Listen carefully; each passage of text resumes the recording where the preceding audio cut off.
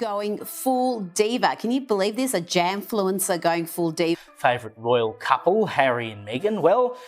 The chaos brewing in Montecito didn't start with a scandal, a headline, or even some leaked memo from an insider desperate to stay anonymous.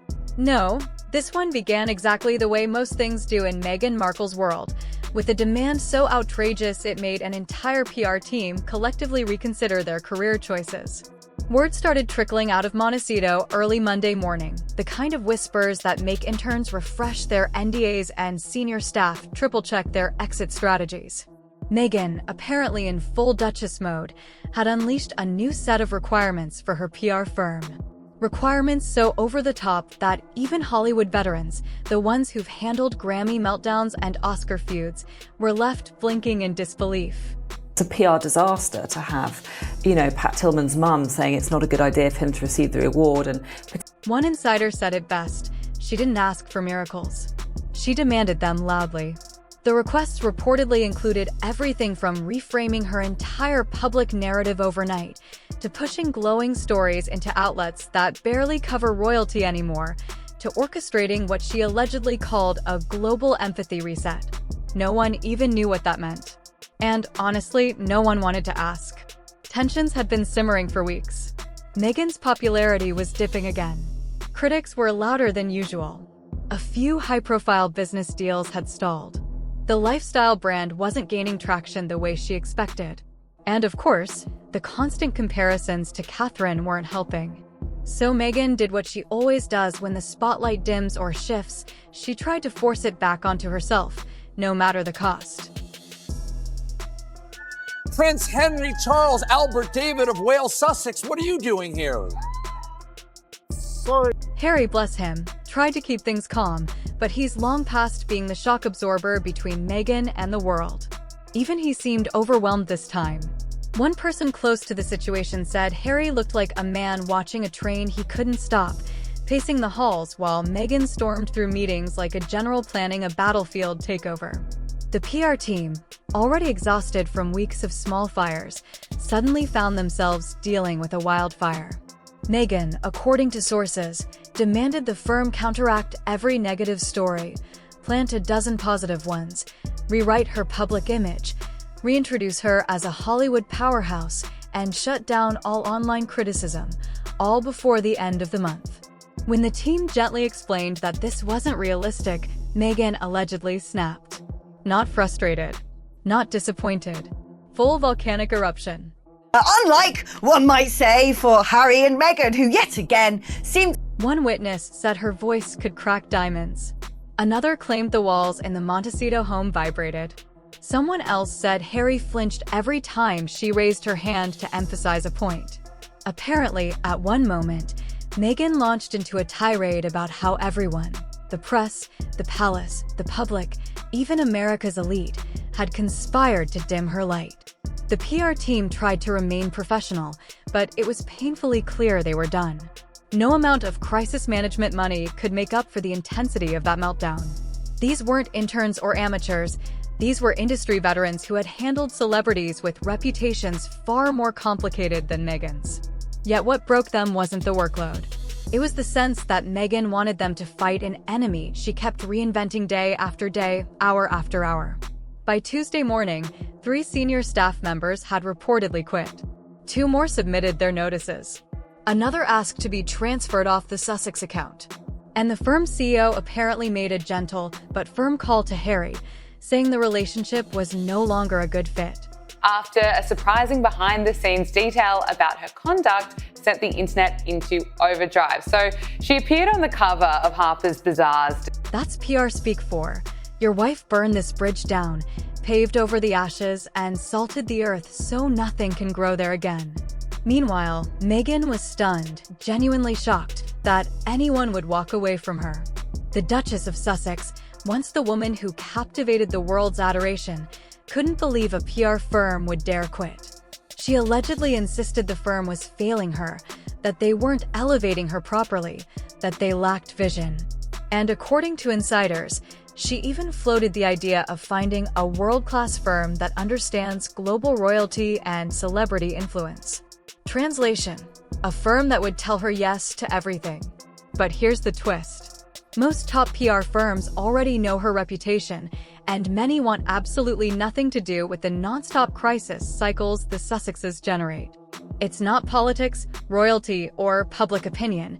It's the impossible task of being expected to shape a narrative when Meghan changes it every 3 days. So their latest sort of chief of staff that they hired, who was this PR man extraordinaire, has... Back in the Montecito mansion, tensions reached a breaking point. Meghan paced through the living room, firing off ideas about her next big move, while Harry sat quietly absorbing the fallout the way he always does. Staff members were seen leaving the property with tight expressions, clutching laptops and folders like relics from a disaster site. Then came the final blow. A leaked internal memo, allegedly from the PR team, began circulating online. It didn't reveal confidential details, but it did describe the account as unmanageable, citing unrealistic expectations and a hostile work environment created by the client. Social media exploded. Commentators had a field day. Critics laughed. Even supporters were stunned that another PR meltdown had happened so soon after the last one. Meghan reportedly went absolutely nuts when she saw the memo. She called the leak a betrayal. She blamed the firm. She blamed the palace. She blamed online trolls. She blamed the media. She blamed institutional resentment of her success. The one person she didn't blame? Herself. Harry tried to calm her down, but even he looked defeated, like he knew this wasn't a battle any PR team could fix. He knew the pattern. Meghan pushes the team, tries the demands, escalate the relationship, collapses, a new team steps and repeat. But this time, something felt different. This wasn't just a bad week or a few snappy emails. This was an implosion so big that PR firms across LA reportedly started warning each other about the Montecito problem. Even Hollywood insiders whispered that Meghan's reputation behind the scenes is becoming harder to repair than her public one. And if Meghan can't keep a PR team, the very people whose job is to save reputations, then what does that say about the chaos erupting behind those mansion walls? Because right now, Montecito looks less like a peaceful celebrity enclave and more like a PR crime scene. And just when you think the madness couldn't get any louder, oh, trust me, it does. The moment Meghan realizes the PR team is edging toward the exit, the household energy shifts. Harry starts pacing hallways. Staff begin tiptoeing around like they're walking on broken ornaments. Meghan slips into full third-act prestige drama mode, convinced she alone must defeat the villains sabotaging her legacy. The villains, of course, being her own PR strategists. The same ones she hired after 27 interviews and a background check stricter than MI5. These poor souls probably entered the job expecting to polish brand messaging, coordinate magazine shoots, maybe edit a speech or two. They had no idea they'd be expected to reinvent the global perception of Meghan Markle single-handedly before lunch. The tension spikes when the team gently suggests, very gently, that the public doesn't always respond well to being scared into liking someone. One phrases it carefully.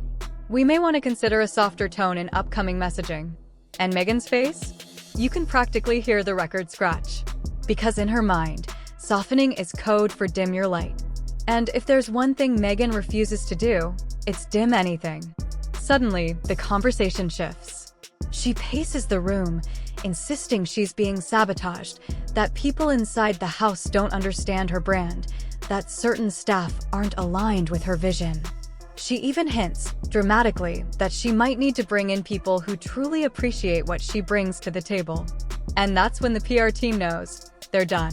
But the chaos doesn't stop. Not in the Markle playbook. The moment she senses the team pulling away, she doubles down. She begins issuing long-stream directives at all hours, paragraphs of demands that would make even the most seasoned crisis manager cry into their keyboard. She wants a new documentary concept drafted by tomorrow.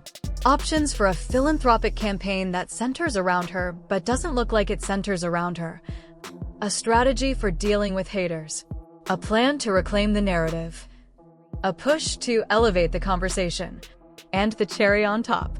Brainstorm ways to build a global movement centered around empathy. Empathy. From the person melting down at her PR staff. obviously didn't go in your favor. I want to start by asking...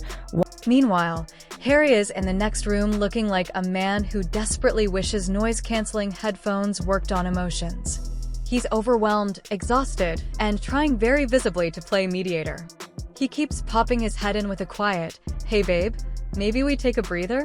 And Meghan snaps right back. If we stop, they win. No one knows who they is. It changes daily. Hourly sometimes. By midweek, the PR team is fully checked out, but still technically on the payroll, so they're doing that corporate survival dance where they pretend to be busy while quietly plotting their escape. They whisper about exit clauses, trade horror stories about that time Meghan made them revise an Instagram caption 42 times, and debate who should be the one to officially say, "We're done." But Meghan beats them to it. In full dramatic fashion, she calls an emergency meeting. Everyone logs onto the video call looking like they've aged 3 presidential terms. Meghan opens with a speech, because of course she does. A long one about dedication, loyalty, vision, and then she drops the bomb. It's clear some people just don't have the capacity to keep up. Which, in Markle speak, translates to, pack your things. The team tries to remain professional, but the look on their faces says everything.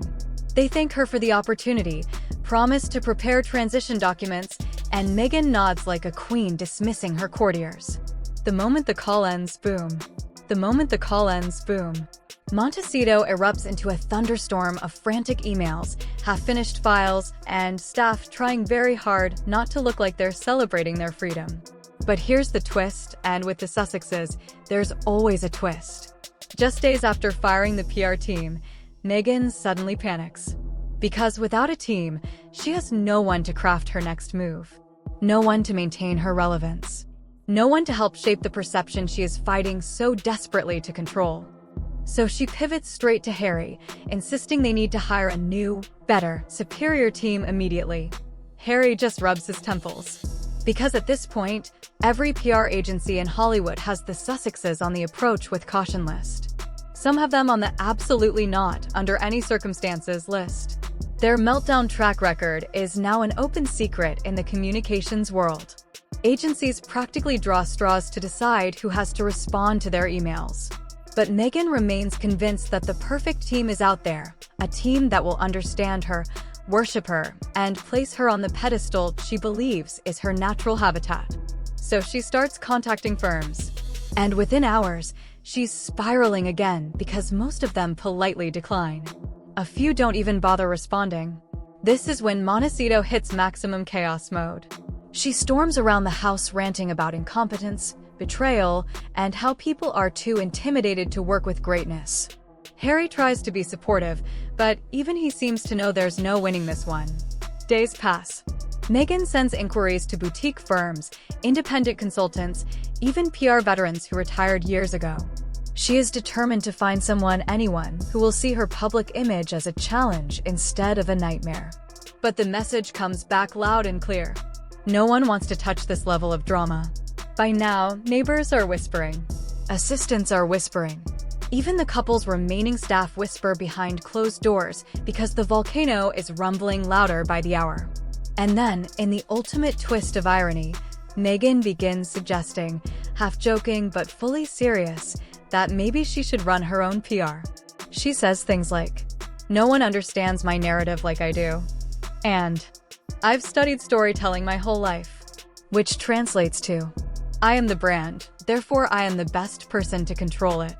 Harry's face goes blank. Completely blank. The expression of a man who realizes the roller coaster has no brakes and he's just along for the ride. But Meghan is serious. She starts jotting down strategies, planning content, mapping out a new vision for their public presence. And ironically, this only makes things worse. Without a team to filter or temper her ideas, every impulse becomes a plan. Every annoyance becomes a statement. Every moment becomes an emergency. Montecito becomes a battlefield of frantic brainstorming and reactive chaos. And Meghan is at the center of it all, convinced she's blazing a trail, when she's really just lighting fires she can't put out. As the walls close in and the entire PR world collectively backs away, one truth becomes impossible to ignore. This was never a story about a PR team failing Meghan. It's a story about Meghan burning through every team that refuses to worship her exactly the way she demands.